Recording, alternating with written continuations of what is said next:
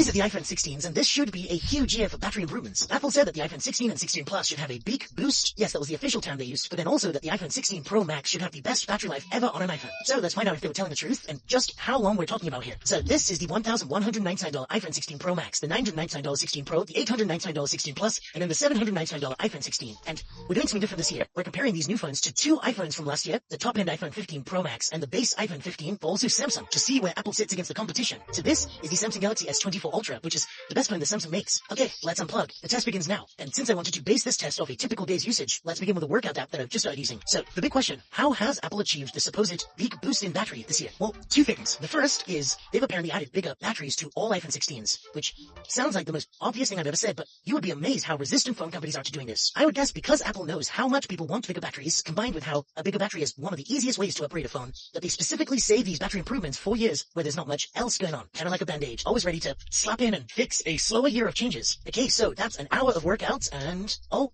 the base iPhone 16 is currently leading the pack. That seems like a strange result, but I'm not worried. I've done enough of these battery tests to know that the software of a phone will sometimes tell you it's on one percentage, even when the battery itself is actually on something quite different. The one thing that can't lie is the final result. How long till the phone completely dies? So let's jump into some work now. This is Slack. This is the messaging app that our team uses. So I have bravely asked them all to say something funny for the next hour. And I did want to add, there's another reason that I think phone companies have resisted battery improvements over the years. It's that they don't just want you to buy one phone. They want you to keep upgrading phones. And so I imagine a big part of why they're so stingy with battery is it would hurt their businesses if they gave you too much. Like imagine if one year Apple doubled the battery life on their iPhones. I would bet everything I have that 3 to 4 years after that, around the time where the people who bought that phone would normally start upgrading to the next thing, significantly less would do so. Because batteries degrading over time is one of the primary incentives to upgrade. But if you start with more battery than you need, then you don't care even when it degrades. Time for Instagram. Let's do some planned, spontaneous doom scrolling. So yeah, the last time that Apple properly upgraded the batteries on their phones was between the iPhone 12s and the iPhone 13s. And even though that wasn't a massive year of other changes, battery is so important that I would say that one change alone made the iPhone 13 stand out as a good time to upgrade. My point being that even though the iPhone 16s feel like a smaller, more incremental update to the iPhone 15s, if the battery improvements are actually big,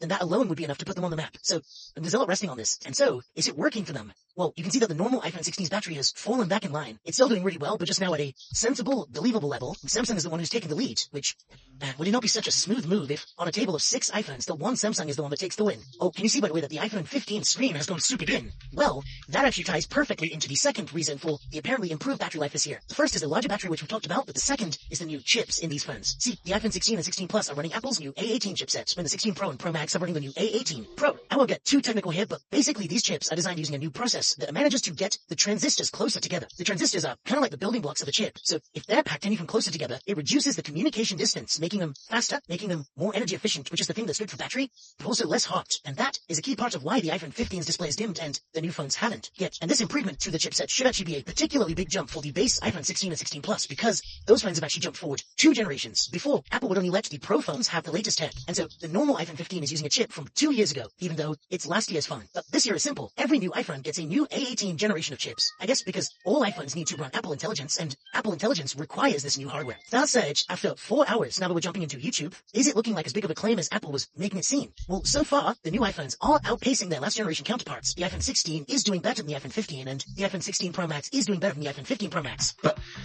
they're not exactly crushing them. It's really Samsung who seems to be running away with this test. Now, bear in mind this Samsung Galaxy S24 Ultra. I've never actually tested in one of these battery videos before, but I have used it as my main phone for a while, and I have been blown away by battery life. So if Samsung wins this, it doesn't mean that the new iPhones have poor battery, but it also wouldn't reflect great on Apple since battery is meant to be one of the big new things here. Also, just so you know, we've taken a lot of precautions to make this test as fair as possible. All phones are on their latest non-beta updates, so that means every iPhone is on iOS 18 and the Samsung is on Android 14. We bought new versions of each phone, so nothing here has had more than 5 charging cycles, and the battery is 100% healthy. The room temperature is controlled at 18 degrees Celsius because that's been the average of indoor and outdoor temps for us. They're all on light mode, their settings are calibrated, their screen brightness is matched. They will look very slightly different to you because of natural variances in panels and also the viewing angle from the camera, but they are matched. My point being that there are things that you can't factor in with a test like this, like no phone has a SIM card in, because that would introduce a whole new tier of variables. But at the same time, this should give you as accurate a representation as you can get of how all of these phones perform relative to each other. We're on the cameras now, by the way, and this is probably the most demanding thing that any normal person does on a day-to-day basis, because recording 4K video pushes just about every single component in your phone to the max all at once. once. So this is what you expect: overheating and rapid battery drain. But oh boy, I'm actually particularly impressed with the Samsung, and it shows that serious work has been done somewhere here. The Galaxy S24 Ultra has a 5,000 mAh battery, and you might know that Samsung's had 5,000 mAh batteries for ages on their flagship phones, but they never used to be this good. There was a time not that long ago where iPhones that had less than 4,000 mAh were destroying Samsungs that had 5,000. The iPhones were just getting far more juice per milliamp hour, but that looks like it's flipped now. Apple doesn't disclose precise milliamp hour measurements, but the estimate for the battery size on the 16 Pro Max is around 4,700, which if true means that this phone has 95% of the capacity of the Samsung, but it seems like it's lasting less than 95% as long. So its juice per milliamp hour, if that term isn't taken, I'm coining it, is looking lower. For the first time ever. The side note, isn't it actually kind of mesmerizing watching ChatGPT write out 7 20,000-word essays at the same time? What a wild time to be alive. Now, as for why the Samsung is doing so good, I've been thinking about this. I thought it could be a Samsung-specific thing, but that wouldn't be my first guess, as I've noticed Android flagships in general lasting a lot longer this year. It could be related to the new Snapdragon chip that most top-end Androids are being powered by. Then maybe that's a factor, but that can't be the main thing, because my new Google Pixels battery is also really surprisingly good, and that doesn't use a Snapdragon. Then I realized the common thread.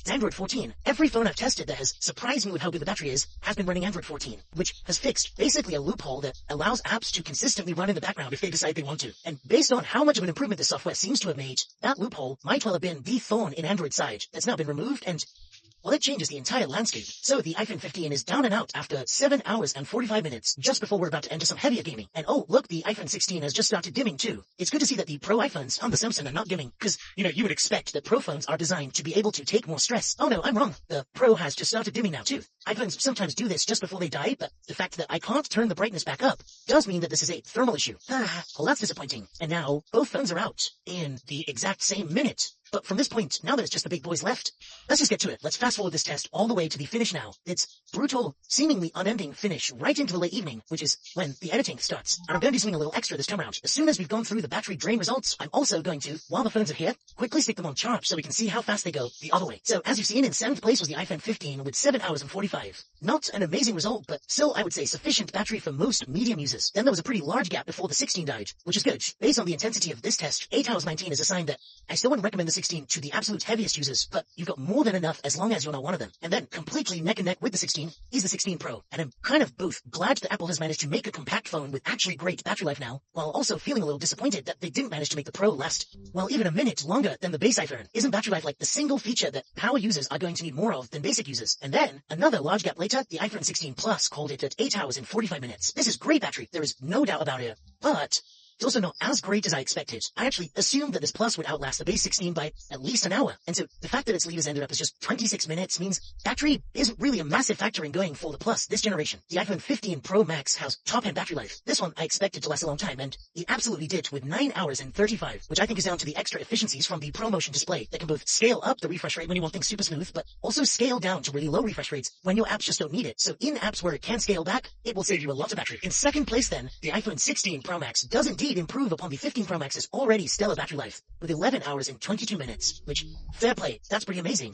But not amazing enough. The Samsung actually did just go and do it. It beat every iPhone. And while this isn't the longest battery life reading I've ever recorded, it's worth bearing in mind that every time we do this test, you shouldn't expect the same results and you can't compare between them because I'm always updating the app list. And so if we look at how well Samsung has performed compared to the phones in this test, then it's far enough ahead of supposedly the best iPhone battery life ever that I think this is the best battery on any phone that has been put through our tests. And now that all the phones are fully drained, this is our perfect opportunity to see how fast they can all charge. So I've got each phone connected to the exact same 65-watt plug that I got off Amazon, which, since these companies don't send you their recommended chargers anymore, I feel like is the best plug that most people might realistically have lying around. And while that happens, I want to show you something pretty cool that you can do thanks to the Opera browser, this fit sponsor. I am consistently surprised at how intelligent the baked-in Aria AI actually is. Like, check this out. Command+/ to bring it up on top of whatever you're doing. What's the battery life difference between an iPhone 15 Pro and an iPhone 15 Pro Max? I mean, the thing literally draws a table to present the information in a clearer way. That's actually crazy. But it gets better because Aria now has both image recognition and image generation. So let's try this. Make me a wallpaper for my phone that's pretty, but also has a lot of black in it to save battery that I can download and apply.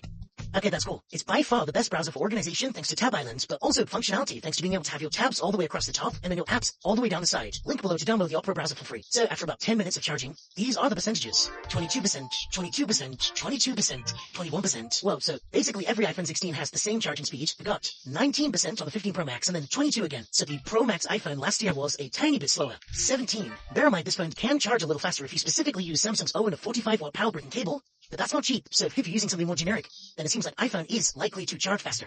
Catch you in the next one.